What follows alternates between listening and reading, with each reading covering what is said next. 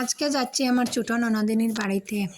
সেখানে এক রাত থেকে তারপরে আমার বড় ননাসের বাড়িতে যাব, আমার ননদ আর আমি মিলে।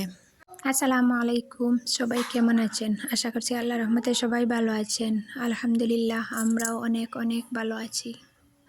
এখন আমি বসটা দিচ্ছি আমার ননদের ঘরে বসে।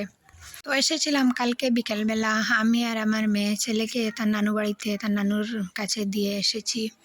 তাকেও আনতাম, যেহেতু তার স্কুল খোলা, তাই আর ওকে আর আনিনি। আর একা এসেছি, দুটো বাচ্চা সাথে নিয়ে আসা পসিবল না, তাই আর আনিনি ওকে।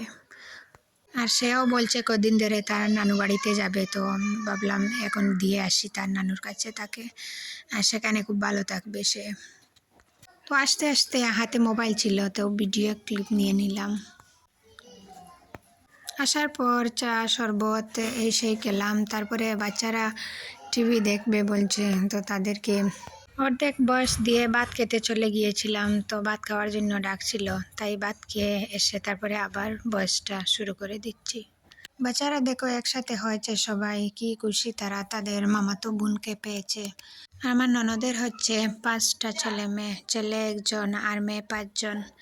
বাচ্চারা একসাথে হলে আর কি যা হয়, দেখেন কি করছে ওরা, টিভি দেখছে, তারপরে দেখলাম আমার ভিডিও দেখছে তারা, তো আমিও বসে বসে আমার ভিডিও দেখে নিলাম একটু। আমার ভিডিওটা জানি না কে কোথায় থেকে দেখছেন, যদি দেখানো কোনো অংশ ভালো লেগে যায় প্লিজ একটি লাইক দিতে ভুলবেন না।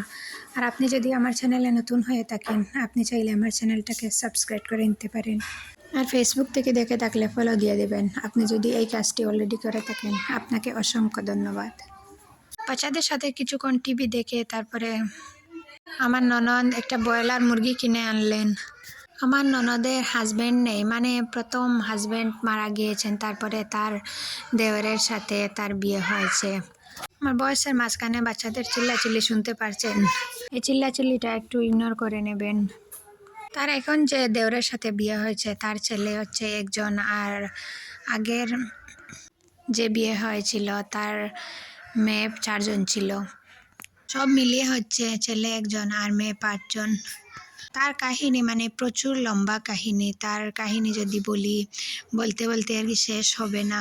তো এখন আর বলছি না, অন্য আরেকদিন বলবো যে তার সবটা কাহিনী, কিভাবে তার কি হয়েছে বা এখন কিভাবে আছে। আপনাদেরকে একটা রিকোয়েস্ট করছি, তার বাচ্চা কাচ্চার ভবিষ্যতের জন্য সবাই দোয়া করবেন, যেন তাদের ভবিষ্যৎটা খুবই সুন্দর হয়। 5টা সন্তান আর তার স্কুল মসজিদের খরচ দেওয়া সব মিলিয়ে আমার ননদ একটু পেরার মধ্যে আছে। আর তার সাথে একা হাতে মানুষ করা 4-5টা সন্তানকে, সব মিলিয়ে জীবনটা চলছে।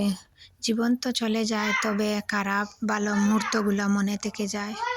তো যাই হোক, হঠাৎ করে তাদের গ্যাসটাও হয়ে যায়, তারপরে বাহিরে রান্না বান্না করা হচ্ছে। তো আমি এখানে বসে বসে একটু জাল দিচ্ছিলাম আগুনে। দেখেন কোথায় রান্না করা হচ্ছে, ঘরের বাহিরে। তো এখানে আমার ননদ একটা চুলা বানিয়ে রেখেছে, তো হঠাৎ করে কখন যে গ্যাস শেষ হয়ে যায়, তো ঘরে যে সময় থাকে না সে সময় এখানে রান্না করেন। ইন্ডাকশনও ছিল, তবে কারেন্ট না থাকার কারণে বাহিরে রান্না করা হচ্ছে। একটু পরে কারেন্ট চলে আসছে, তারপরে ইন্ডাকশনে রান্না করা হচ্ছে। তারপরে একটু কেনাকাটা করলাম, মানে প্রয়োজনীয় কেনাকাটা, ফেস ওয়াশ, ক্রিম, সাবান, এই সেই আর কি।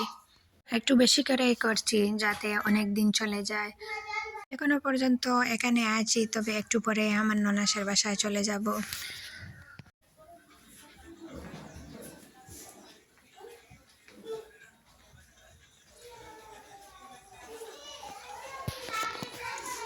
তো আমার আজকের ভিডিওটা এই পর্যন্ত। সবার সুস্বাস্থ্য কামনা করে আপনাদের কাছ থেকে বিদায় নিয়ে নিচ্ছি। আল্লাহ হাফিজ, আসসালামু আলাইকুম।